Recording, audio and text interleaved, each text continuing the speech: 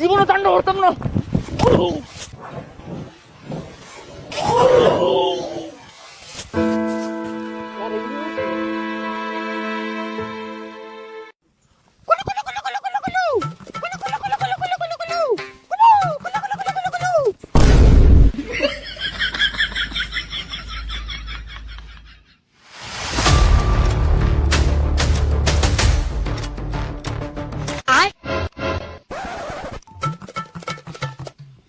তাণ্ডব তাণ্ডব তাণ্ডব তাণ্ডব তাণ্ডব তাণ্ডব।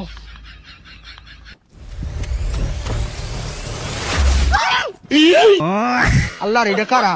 আমার কলজা মাঝে বানে নাই। এ বান্দর হু বান্দর, অনুমতি ছাড়া তুই আমার এলাকাতে আইছস কে? আরে কারে বান্দর ক? আমি লোক নৈরাকার। ও না সরি, তাণ্ডব। এই তাণ্ডব ঢান্ডব বুঝি না, এই এরিয়া পুরাটা আমার। তুই যাই না আইছস, একটা কলাও তো লইলি না। তোর তো আক্কল জ্ঞান কিচ্ছু নাই। না এটা পরিচালকে কি বিন্দা দিছে? হ্যাঁ বে বান্দর মনে হরে।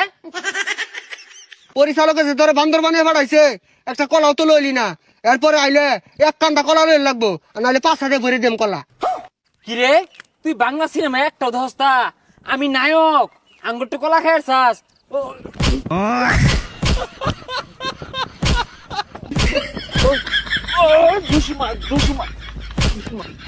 এ সর্বনাশ, বাংলা সিনেমার নায়ক জসিমের মতো তুই যে ঘুষি হালাইছস, তুই তো আমার জীবনটা নৈরাকার হইলে আরবি।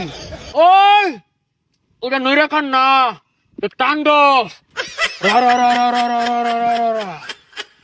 এ সর্বনাশ, এর তো বেড়া হাপাওয়ার। এটা থাকলে তোমার মারি আরবো। এ বান্দর দলেরা কইরে তোরা। আমার মনের মানুষ বন্ধু তুমি হইলাই না, জ্বালাই গেলাই আগুন নিভায়া গেলা না। আরে আগা ধরছি এনে বয়া সাইরা দিয়ে আশেপাশে কেউ নাই। আমি নতুন তুমি নতুন নতুন ভালোবাসা, আমি নতুন তুমি নতুন নতুন ভালোবাসা।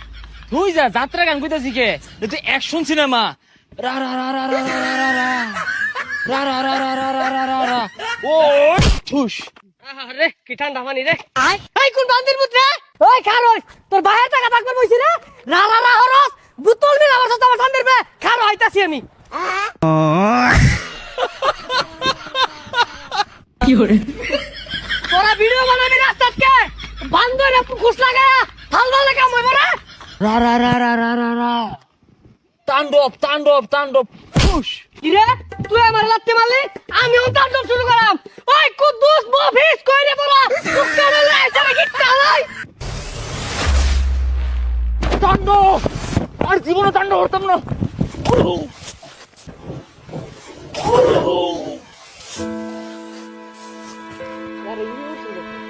আমরা তাণ্ডবের একটা শুট করার লেগে জঙ্গলে আইছি, তো 50% কাজ পড়াই শেষ।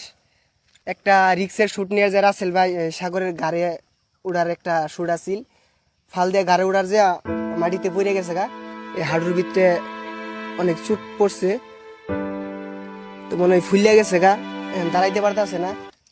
পানি পুনি আমরা